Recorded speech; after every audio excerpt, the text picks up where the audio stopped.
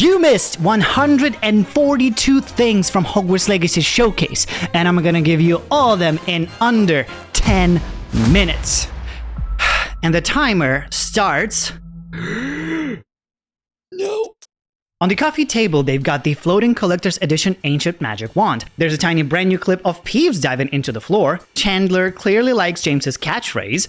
In the character creator screen, you've got character presets menu, facewear menu, hairstyles menu, complexion menu, eyebrow menu, and finalize your character menu. There's a lot of presets in the presets menu, and they look very cool. In face menu, you can select face shape, skin color, and glasses. In hairstyles, you can select hair color and hairstyle. In complexion, you can select, guess what? Your complexion. Freckles and moles, scars and markings. In the eyebrow menu, you can not only select your eyebrow shape and color, but also your eye color.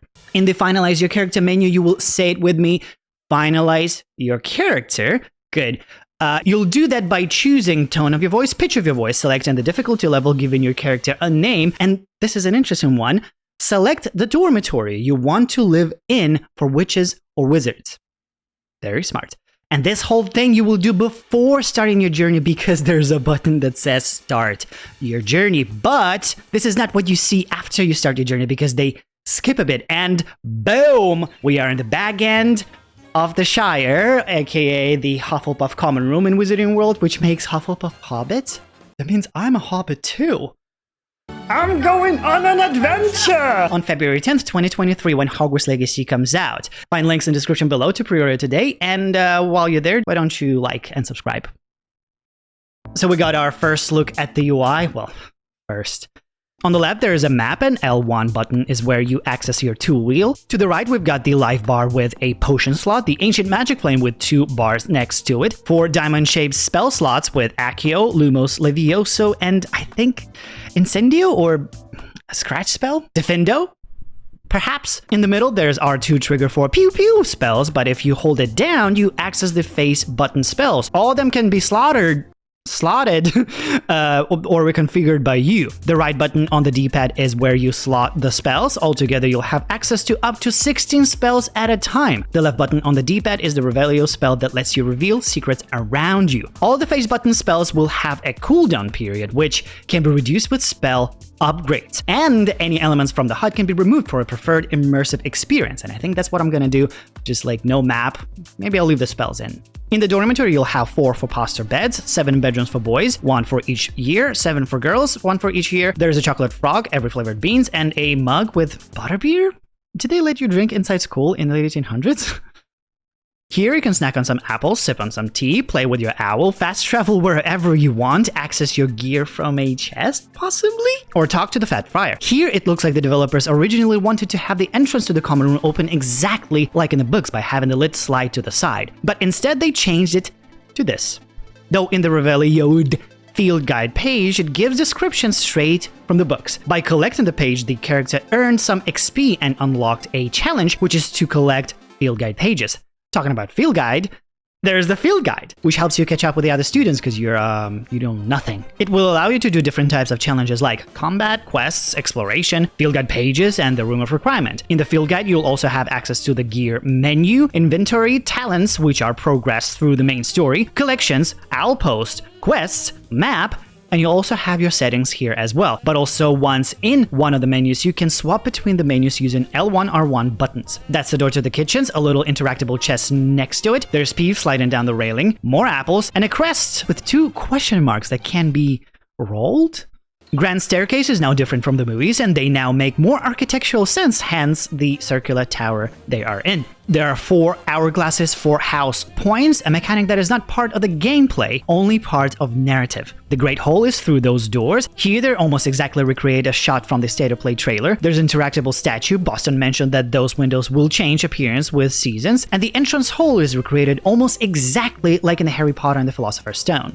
By the way, the courtyard, it looks absolutely phenomenal. All Floo network flames are activated automatically once you approach them and give you a name of the location. These strange floating fruits look like dirigible plums. There are these strange symbols on the viaducts. From here, you can also see Hogsmeade Village across the Black Lake. Here on the map, it shows 2 chest symbols that must be somewhere below the bridge or on a possibly explorable lower level, or maybe they're invisible? There's a raining cloud floating over here and making a puddle that is most likely interactable or conjurable. This part of the castle is now called the Central Hall, and it provides access to most of the classrooms. There's a painting of a sleeping dragon on the wall with some kids hiding behind a rock, most likely trying to tickle the dragon, and here it says the phrase in Latin. There's a beautiful statue featuring a unicorn, a werewolf, mermaids, and I believe those aren't trolls, but goblins, and they're positioned kinda at the bottom, supporting more precious beasts, kinda representing the social position of goblins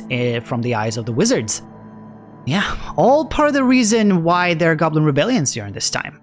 Below the fountain, there's a little dot just above the seating area. Here there are the entrances to the herbology greenhouses, the library, and to the Transfiguration courtyard. To the right here is a secret door with 10 magical symbols around it. There's, looks like demiguise, unicorn, grabhorn, hydra, some bird, maybe a whopper? Possibly a fire crab, salamander, squirrel tail thing, I can't tell what the hell that is, spider or acromantula, and a venomous tentacular or like a snail with tentacles? I need a Fantastic Beasts expert here. Rhetoricantur, I heard, is one, but put your theories down below about what's behind that door. NPCs with quests have golden rings around them. The Daedalian keys she mentioned may possibly the ones later featured in the Philosopher's Stone. Once the quest is locked in, there will be a dotted guide on the map leading you towards the objective. This hall is called the Hall of Herodiana? I don't know. Gobstones aren't playable in the game, and the same goes for the wizard chest. The stained glass window possibly depicts a duel between Merlin and Morgana. In the Defense Against the Dark Arts classroom, there is a Deathly Hallows symbol in a display on the wall there. Hidden behind a piece of furniture, there is another display, but with werewolf transformation phases. In the corner, there is a collection of what?